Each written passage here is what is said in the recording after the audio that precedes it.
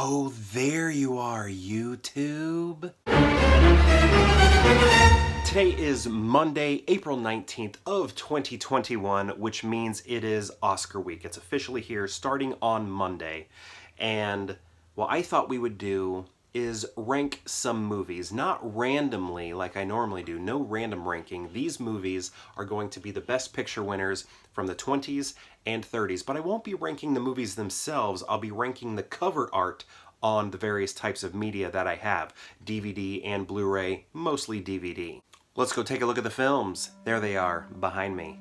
So here we have the very first Best Picture winner, Wings, which won for 1927 and 1928. And moving along, we have the Broadway Melody, which won for 28-29. All Quiet on the Western Front, which won for 29-30. Cimarron, which won for 30-31. Grand Hotel, which won for 31-32. Cavalcade, this is the only one I have on Blu-ray from this selection of films, won for 32 and 33. And then we have It Happened One Night, which won for 34. Mutiny on the Bounty for 1935. The Great Ziegfeld for 1936. The Great Emile Zola for 1937. And then You Can't Take It With You for 1938. And then finally, Gone with the Wind for 1939. So again, the way this will look, we'll go over each movie cover and sort of dissect it a little bit, and then I will end up ranking them most favorite to least favorite. Okay, so very quickly, what I do like about this is that the image is illustrated, and what we have here with the two individuals here, it's almost like a tinnotype, like a painted tinnotype. I think that looks kind of nice, very Art Deco here, with the sort of embellishments that we're seeing, framing the two of them with the outside scenes from World War I. I really like that. I love when basically media has anything illustrated. It's going to win me over. So I am a fan of this piece of media right here. Broadway Melody of 29. This is another winner for me because of the illustration. I like what we're seeing here with the individuals. We do have some lettering here that does change in color in different areas.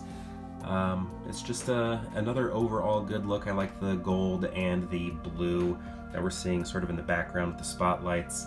Yeah, it's a nice look. I dig it. Okay, spoilers for this movie, sort of. I mean, basically showing you this image is a spoiler, and I think that's the problem with it. This section right here, I think, it doesn't give away information, but it shows a very impactful portion of the film on the cover, and I don't think it should do that. While it is a beautiful image, down here at the bottom, I think that was a mistake, because it's something that I think we should see in the film, not on the cover. And then here we have sort of like the floating heads as if they are, you know, I don't know, Mufasa or something in The Lion King. So this one, it doesn't bother me too much, but I don't like that they're giving away so much down there at the bottom, and I hate that I'm even saying that, because if you haven't seen this movie, you know even more so that is coming up. But I don't know, man, I really like what's happening right there. I think that's good here with the silhouettes, but it is a good image. It just maybe gives away too much of an important moment in the film. For Cimarron, I like the Western font that we're given where it says Cimarron. Richard Dix here, the main character, he's looking very silent film era, right? He kind of has that, and he definitely looks like somebody who is left over from the silent era. And this is not a silent era film. This was a talkie. The only, up until The Artist, which wins much later, it's a very recent win. Wings was the only silent film to win Best Picture. So he just has the look, to me, of a silent film star. But anyway, you know, this pose is, you know, sort of romantic. It's nice, I guess. Sort of has that, you know, artificial coloring, like a painted photograph or a colored photograph that was in black and white, and then color was added after the fact. I do like what we're seeing here. This is a big action, the beginnings of a big action sequence of the film, but I like that we're not necessarily seeing the action, we're just sort of the setup for it. So I think that's kind of nice, and you know, in general, I think this one's okay. Okay, they're really winning me over here with these illustrations. I just love this. I wish almost every DVD Blu-ray cover was illustrated. It just does so much for me. It does so much for the movie, I think. And I don't know, it just has a whole nother layer of art to the film itself, where I think with a lot of these covers that we get today, we don't necessarily get that. But I just think this illustration that we're looking at is fantastic. And we're getting many of the characters. This is an ensemble piece. A lot of characters in this film, and I think it sort of displays that by giving not equal representation to everybody, but you know, I think it gives enough information that shows there will be a few people in this movie, not only through the illustrations but also through the names, those very big names that we're seeing up there, very big as in star caliber. So Cavalcade is basically the first 30 years of the 1900s. That's basically what this movie is about. And, you know, you can see some war happening up here. I think this is maybe a little too identifiable right there because, again, spoilers, I think in the movie, this is a bigger sort of gasp style reveal when we see that the Titanic is, you know, going to happen in this movie. So I think that was a mistake.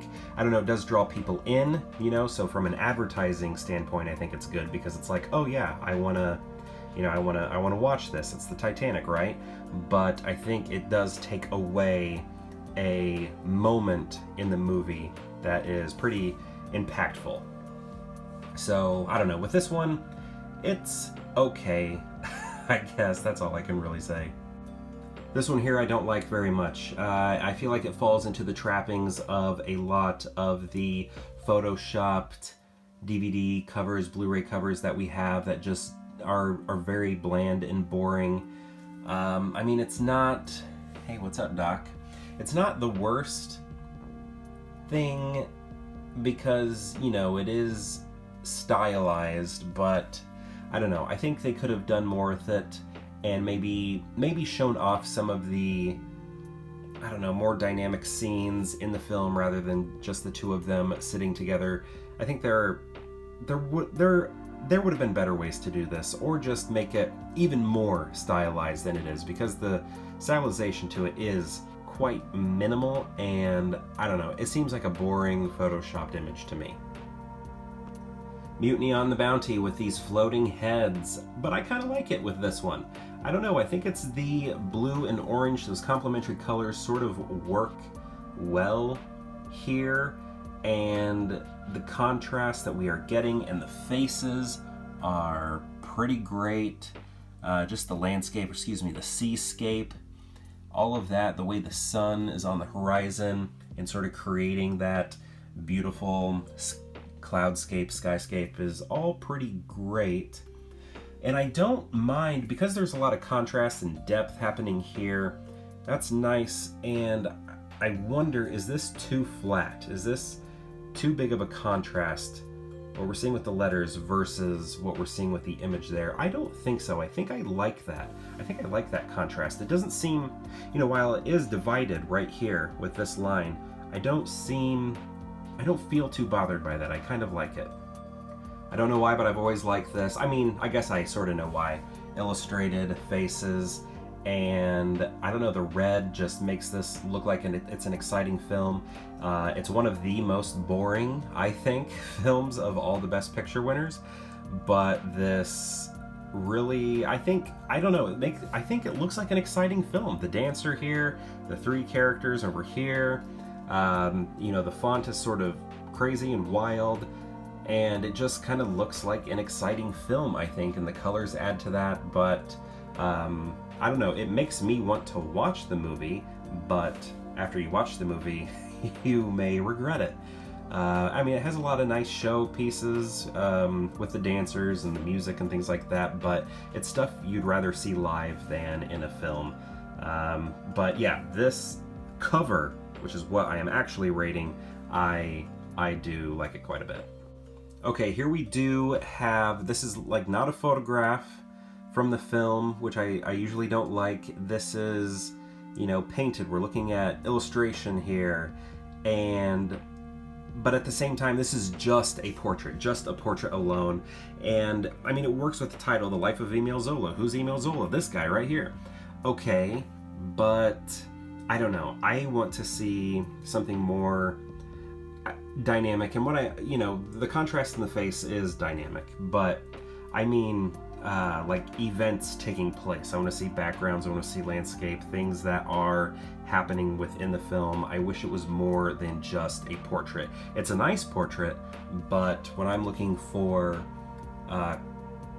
DVD covers, Blu-ray covers, I want more than just a single portrait. I do appreciate, though, that it is art, in that it is, I believe, I don't know, it's probably digital art, but it, looks very much like a painting. It's an illustrated face rather than a photograph face, which I think is nice. This falls into the same category as It Happened One Night. It's just, you could have done so much more with it. There are better backgrounds in this movie. It just looks like a bad Photoshop job, and the film's not in color, but and this isn't like a colorized version of it, but I don't know, I think this was a mistake. Not that it has to be in black and white, but I don't know, it doesn't look right. It doesn't get me excited for the movie. It doesn't tell me anything about it too much. It's very vague, and I'm just not a fan. For such a grand, epic movie, this is not a very good cover right here. I think the most interesting portion is right here, Tara, the plantation home, and they litter it with the Oscar accolades. I mean, that is needed for, selling copies, but I don't know. I like the silhouettes, very similar or exact to what we're seeing in the movies, or in this movie, which is, a nice call to the type of cinematography we're going to be looking at. But I don't know. They're framing it. I don't know. I don't think it's good. Right here, he looks very pasted onto the background. I don't know if you can tell, like the edges, he looks very pasted. It looks like another poor Photoshop job, but Tara down here looks good. I mean, it's just a beautiful skyscape is basically what it is, with, the plantation in silhouette. But yeah, this is not a good cover. So that covers the covers. Let's get to ranking them. Okay, so number one, you can see 2 and 3 here, but number 1 was Wings. I do love that Art Deco look to it, the highly illustrated quality, and the fact that it shows action scenes and the love story in the center there. Right here, the Great Ziegfeld is number 2. I think there is a great quality of line that we're seeing through some of the text here. Sorry, this is kind of wobbly here. The text, I like the all red background, and that we are seeing it in this figure, but then we get other colors here. I think that is pretty magnificent there. I just like the use of line and the flatness that we're getting right here. I think that's a nice contrast. Then comes Grand Hotel. What I like about it, these shooting lines, just very dynamic. Even though these are straight up, I like that everything's sort of fanning out like that. I think that's a good look. And I feel like I wasn't going to put this one as high initially, the way I was talking about it. Emile Zola, the fact that it's just a portrait sort of bothers me, but as I was ranking these, as I was trying to figure out what to do, I think I decided that this one, I don't know, I like the painterly quality to it. It is a nice portrait, so I went for it. Then Broadway Melody. What I really love about this, I don't think I mentioned this before, is that everybody is highly abstracted, right? So we don't know who these stars are that we're looking at. These names, are not necessarily identifiable with any of these figures. Where here, with all of these, we know what actors we're looking at, but that's not the case here, and I really love that about this piece. I'm kind of upset that it is so low. Floating heads right there, has a nice, color combination with Mutiny on the Bounty there. Cimarron, I just like the romantic scene up front, and the sooner chase for land that we're looking at right here before it happens is nice. This one gives too much away. This is sort of, I think, maybe the cutoff. It's a nice image, but I don't know, I'm just not as into the fact that they are giving something so big away. Cavalcade is next. I mean, it's a sharp looking image. It doesn't look so bad. I don't know, it just seems bland and nice at the same time, I guess. Kind of the Art Deco lettering there is kind of nice. I don't know. This is giving a little too much away for the big reveal in the movie, but it's fine. I don't know. These two are kind of tied. Honestly, maybe I should flip this over here, but I'm just going to leave it with where I put it. Trying to get some of the glare out. It happened one night. I guess, sort of the curved nature of the lettering here, helped keep it from last place. Also, Bugs Bunny was based off of Clark Gable in this movie, the whole carrot eating thing. So I think that's kind of cool, but I don't know. There are other iconic things in this movie that are a little bit more dynamic. This one basically is just saying, hey, did you know that, Bugs Bunny is based off of Clark Gable in this movie? Oh, sorry for the glare. Hopefully you didn't stop watching during that. Gone with the Wind. The landscape is what saved it from being last. This one is last. There's nothing special happening with the lettering. At least they curved the lettering here. That's not happening here. It's just a bland background with a bland hug. I cannot recommend this. There are so many more beautiful images to take from the film to inspire a cover. So yeah, dead last. Best Picture. Thank you so much for watching this Oscar ranking, and perhaps I'll see you tomorrow for more Pure Hangout.